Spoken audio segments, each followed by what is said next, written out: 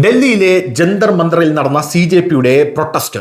ഈ പ്രൊട്ടസ്റ്റിൽ നുഴഞ്ഞു കയറാൻ ശ്രമിച്ച ആൾക്കാർ ആരൊക്കെയാണ് എന്ന് ലോക രാജ്യങ്ങൾ ഇപ്പോൾ മനസ്സിലാക്കുകയാണ്. ഇന്ത്യൻ മാധ്യമങ്ങൾ മനസ്സിലാക്കുകയാണ്. പക്ഷേ കേരളത്തിലെ മാധ്യമങ്ങൾ അത് കൊടുക്കില്ല. എന്തായാലും ഈ പ്രൊട്ടസ്റ്റിനകത്ത് ഈ പ്രൊട്ടസ്റ്റിൽ പങ്കെടുത്തവരെ പെട്രോൾ ബോംബ് അറ്റാക്ക് നടത്താനായി ISI മോഡ്യൂളുകൾ ഇതിനകത്ത് നുഴഞ്ഞു കയറിയിട്ടുണ്ട് എന്നുള്ള റിപ്പോർട്ടുകൾ പുറത്തു വരികയാണ്. നരേന്ദ്രമോദിയുടെ മാധ്യമമാണല്ലോ, അല്ലെങ്കിൽ നരേന്ദ്രമോദി നയിക്കുന്ന പോലീസാണല്ലോ, അവർ ഇത്തരത്തിലുള്ള ഫേക്ക് കഥകൾ അടിച്ചുവിടും.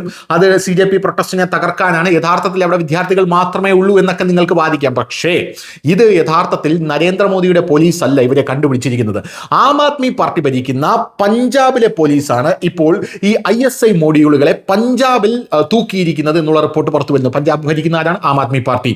ഈ സമരത്തിന് ഏറ്റവും വലിയ പിന്തുണ പ്രഖ്യാപിച്ചിരുന്ന ആരാണ്? ആം ആദ്മി പാർട്ടി. ഈ സമരത്തിന്റെ ഏറ്റവും വലിയ പിന്തുണക്കാരനായി അവിടെ എത്തിയതാരാണ്? ആം ആദ്മി പാർട്ടിയുടെ തലതൊട്ടപ്പനായിട്ടുള്ള അരവിന്ദ് കെജ്രിവാൾ. അപ്പോൾ ആം ആദ്മി പാർട്ടി ഭരിക്കുന്ന പഞ്ചാബിലാണ് ഈ ISI മോഡ്യൂളുകളെ തൂക്കിയിരിക്കുന്നത്. ആ പഞ്ചാബ് പോലീസാണ് പറയുന്നത് ഇവർ CJP പ്രൊട്ടസ്റ്റിന് ഇടയിൽ നുഴഞ്ഞു കയറി പെട്രോൾ ബോംബ് അറ്റാക്ക് നടത്താനുള്ള ഒരു സാഹചര്യം ഉണ്ടായിരുന്നു എന്നുള്ളത്. അങ്ങനെ ഒരു അറ്റാക്ക് ഉണ്ടായിരുന്നുവെങ്കിൽ യഥാർത്ഥത്തിൽ ഈ CJP പ്രൊട്ടസ്റ്റ് ഒരു നരനായാട്ടാണ് എന്ന രീതിയിൽ വലിയ രീതിയിലുള്ള പ്രചാരണം ഇതിന് ലഭിച്ചേനെ. എല്ലാം നരേന്ദ്രമോദിയുടെ തലയിലാകുകയും ചെയ്തേനെ എന്നുള്ളതാണ് മറ്റൊരു പ്രധാനപ്പെട്ട കാര്യം. ഇപ്പോൾ പഞ്ചാബിന്റെ പോലീസാണ് പറയുന്നത് ഇത്തരത്തിൽ ഒരു ISI മോഡ്യൂൾ അവരെ ആക്രമിക്കാൻ എത്തിയിരുന്നു, പക്ഷേ അത് തകർത്തു എന്നുള്ളത്. News desk news Malayalam.